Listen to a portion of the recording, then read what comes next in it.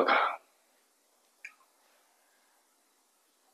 पहिली संख्या दुसरीच्या दुप्पट, तिसरीच्या तिप्पट, चौथीच्या चौपट आहे.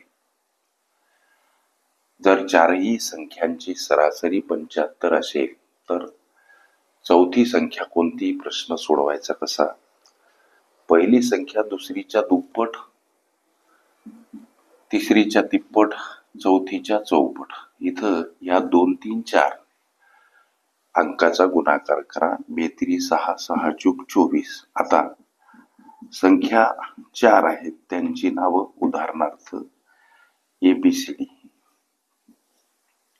आता ही पहिली संख्या उदाहरणार्थ 24 जी की चौथीच्या चौपट आहे म्हणून चौथी संख्या 6.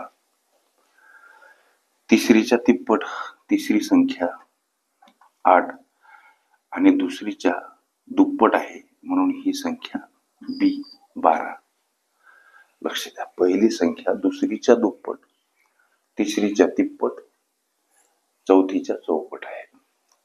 आता याला तुम्ही संक्षिप्त रूप देऊ शकता, जसं की 2 गुणिला 12 24, 2 गुणिला 6 12, 2 गुणिला 4 8 आणि 2 गुणिला 3 6. ओके, म्हणजे त्या संख्यांची गुणोत्तर आम्हाला प्राप्त होतात.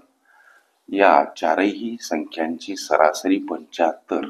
4 संख्यांची बेरीज किती हा प्रश्न, तेव्हा 4 गुणिला 75 हा गुणाकार करावा.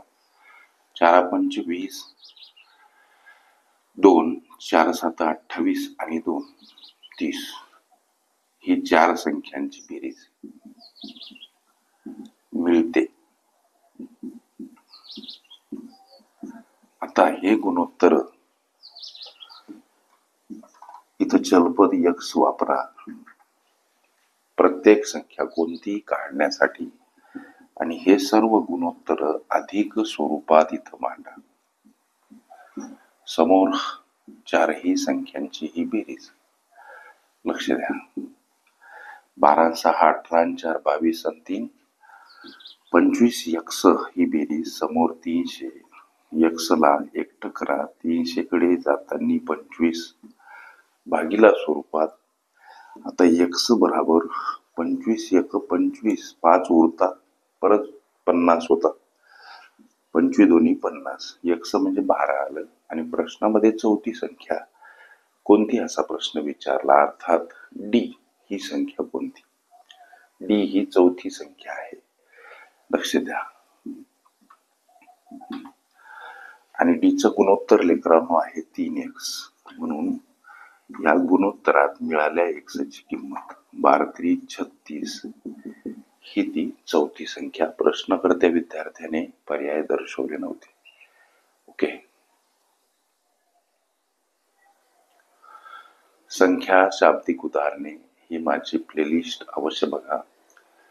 त्यामध्ये विविध स्पर्धकांनी विविध अंकांनी विचारल्या संभाव्य अशा असंख्य प्रश्नांचा सराव तुम्हाला करता येईल. ओके.